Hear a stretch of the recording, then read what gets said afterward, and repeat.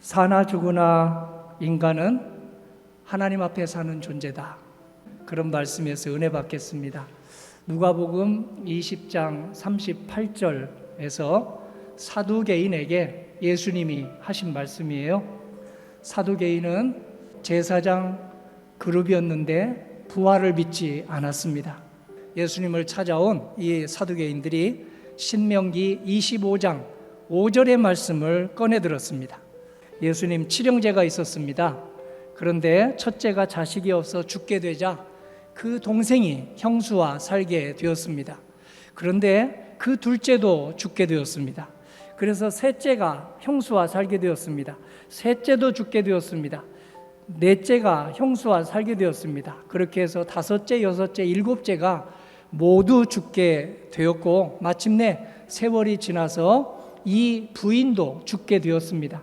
부활 세상이 되면 이 여자는 누구의 아내가 됩니까? 하는 그런 질문입니다. 부활을 믿지 않는 그들에게 예수님은 부활하면 시집장가 가지 않고 천사와 같이 살아간다고 하셨습니다. 그렇습니다. 부활의 생명은 그렇게 놀라운 생명입니다. 부활신앙만 있으면 이 땅에 어떤 아픔과 어떤 이별과 어떤 슬픔과 어떤 고통도 잘 감당하고 견뎌낼 수 있습니다. 애벌레가 나비가 되고 씨앗이 나무가 되는 것, 그 이상으로 놀라운 생명을 하나님께서 우리에게 부활 생명으로 약속하셨기 때문입니다. 성경 66권은 어김이 없는 말씀이라 압축하면 부활의 약속입니다.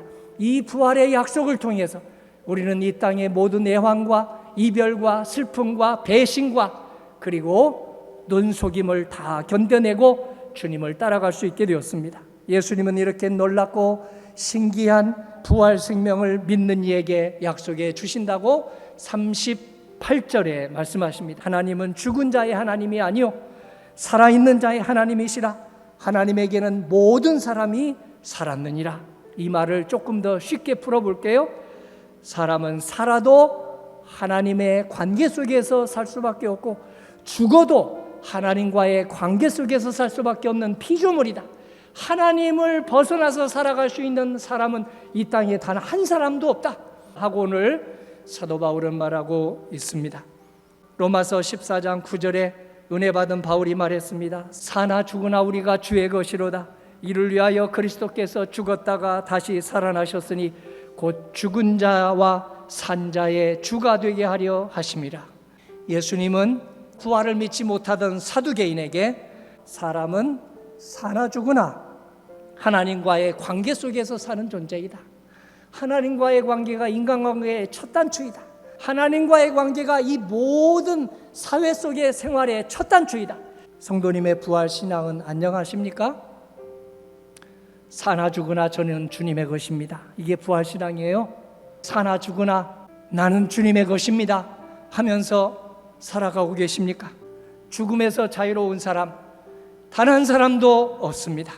큰 병이나 큰 사고 없이 살아간다고 해도 우리는 시간의 차이만 있을 뿐 모두 언젠가는 죽습니다. 그래서 중세기 유럽의 성도님들은 메멘토 모리, 죽음을 기억하고 삽시다. 그래야 사람답게 삽니다 하는 말을 입에 달고 살았습니다. 어찌 유럽의 성도님들 뿐일까요? 성도님과 저도 하나님이 오라고 하시면 가야 하는 존재다 이렇게 생각하면 하루 한 주 한 달이 얼마나 귀하겠습니까? 때가 되면 누구나 이 세상에서 저 세상으로 건너가야 합니다. 저 세상으로 건너가는 길, 참으로 알 수 없는 길, 두려운 길입니다. 예수님은 그 길을 이렇게 알려주십니다. 요한복음 14장 6절이죠. 내가 곧 길이요 진리요 생명이니 나로 말미암지 않고는 아버지 하나님께로 갈 자가 아무도 없느니라. 나를 믿는 자는 죽더라도 살아서 영원한 생명을 얻으리라. 오늘 우리 모두에게 주시는 은혜입니다. 축복입니다. 우리의 공적 때문에 주시는 게 아니에요. 주님을 믿기만 하면 이때 새롭게 살 수 있도록 주시는 은혜입니다. 하나님께서 우리에게 말씀을 주십니다. 성령의 능력을 주십니다. 사나 죽으나 하나님과의 친밀한 관계 속에 살아가는 부활 성도가 되어 주셔서 말씀과 성령의 공덕교회, 말씀과 성령의 공덕성도 되시기를 주님의 이름으로 간절히 축원합니다.